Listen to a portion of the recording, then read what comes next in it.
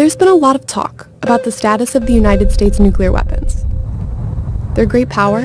They will be met with fire and fury. Their dire need for improvements. We have let our nuclear capabilities atrophy. And everything in between. But what exactly makes up the United States nuclear forces? And how do they compare to the rest of the world? Nuclear weapons are in a completely different category than conventional weapons. Depending on the country, they structure themselves differently depending on what they think is necessary. So let's start with the weapons themselves. The atomic bomb and its more powerful sibling, the hydrogen bomb. Both use uranium or plutonium to spark a nuclear reaction or a chain of reactions. The yield of these bombs, or how big their explosions are, has grown enormously since the first nuclear tests. The first nuclear weapons that were used by the United States back in 1945 had a yield of 15, the first one, and 20, the second one, 20 kiloton. And that's explosive power equivalent of 20,000 tons of TNT explosives going off in one bomb. In the early phases, that was almost like a race to see how powerful you could build them. Very quickly got into the hundreds of kilotons. Then you ended up in the megaton. And in theory, you could continue to make weapons more and more powerful. But very quickly, it became evident that it wasn't very useful. Because what do you get for that? Well, you get a lot of destruction, a lot of radioactive fallout that's going to drift everywhere. And you can destroy so many things so many times over, but so what?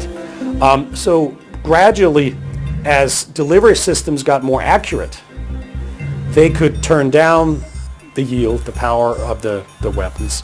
The U.S. nuclear stockpile today has high and low yield warheads, ranging from the B-83, which has a yield of 1.2 megatons, to the B-61, which has a yield that can go as low as 0.3 kilotons. And as the explosive power of the bombs themselves was rising and falling, so was the number of warheads that countries had. You have an insane production of nuclear weapons happening through the 50s and 60s. At the peak, the total number of weapons was on the order of 70,000 weapons. The Cold War had gone nuts. Since the end of the Cold War, the trend has been very consistent going south, fewer and fewer nuclear weapons.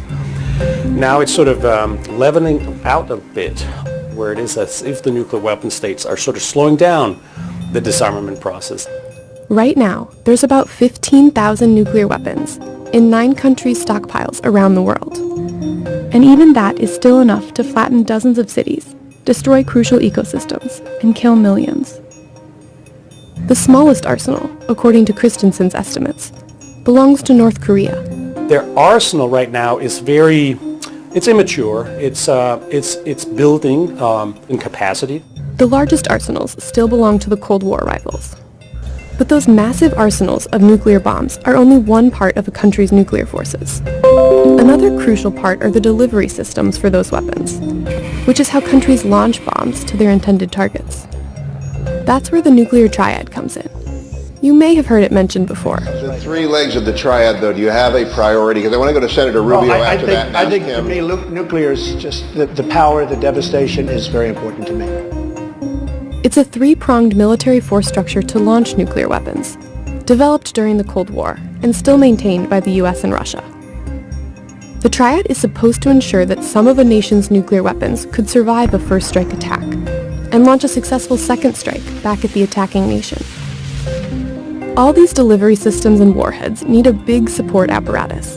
There's the infrastructure to build, maintain, and modernize nuclear weapons, management and education processes so people know how to operate them, command and control systems to keep them in a state of readiness, oversight mechanisms, and declaratory government policy about when to use them. And it gets costly. The US already directs about 5.5% of its defense budget just toward its nuclear forces. And the cost is expected to rise with the arsenal's modernization needs, and could swallow up to 8% of defense spending by the late 2020s. The current modernization program, to the best we can see, is not sustainable economically. So we'd have to cut some conventional programs and use that on nuclear instead. And that's a huge dilemma inside military planning. But international tensions are on the rise along with costs, as flare-ups with Russia become more commonplace, and volatile threats are exchanged with North Korea. The US will have to make tough decisions about its nuclear priorities, and soon.